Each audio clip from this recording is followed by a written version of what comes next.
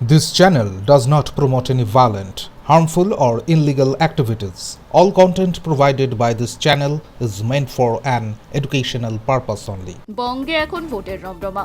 সমস্ত প্রাকৃতিক প্রতিকূলতা পেরিয়ে ভোটের আমেজে দক্ষিণ ২৪ পরগনার পাথর প্রতিমা বিধানসভা কেন্দ্র।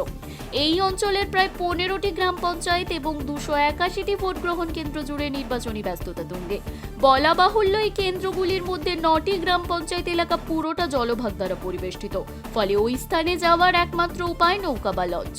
সেরকমই একটি জায়গা পাথর প্রতিমা ব্লকের রামগঙ্গা বিডিও অফিস, যা বর্তমানে নির্বাচনের সেক্টর অফিস হিসেবেও কাজ করছে। ভোটের যাবতীয় সরঞ্জাম যেমন ballot unit, control unit, VVT pad machine, শুধু সরঞ্জামই নয়, প্রশাসনের প্রতিটি স্তরের কর্মীরা যেমন সেক্টর অফিসার, পোলিং অফিসার থেকে শুরু করে কেন্দ্রীয় বাহিনীর জওয়ানরা পাড়ি দিয়েছেন জলপথেই শুধুমাত্র একটি নির্ভুল ও শান্তিপূর্ণ ভোট গ্রহণের জন্য।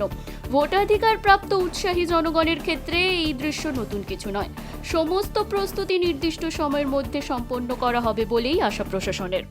দাদা, আজকের থেকে আপনারা বেরিয়ে যাচ্ছেন, আগামীকালই নির্বাচন, কতটা আতঙ্ক কিংবা অন্যভাবে আছেন, কত বোর্ডে আছেন?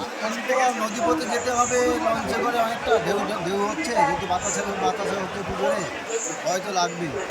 একসঙ্গে অনেকগুলো বাড়ি থাকে, ফেরার ব্যাপারও থাকে, এই তাড়াতাড়ি গুছিয়ে দিতে পারে, ওয়েদারও খারাপ দেখা যাচ্ছে, থাকবেই। বিগত দিনে যেমন একটা ভয় ছিল নিরাপত্তা নিয়ে, এবারে কি মনে করছেন? না, এই আশা করি আগের থেকে অনেক বেটার নিরাপত্তা, ভয়ভ্রান্তি ততটা নেই। আপনার নাম? আমার নাম পিন্টু প্রসাদ দল।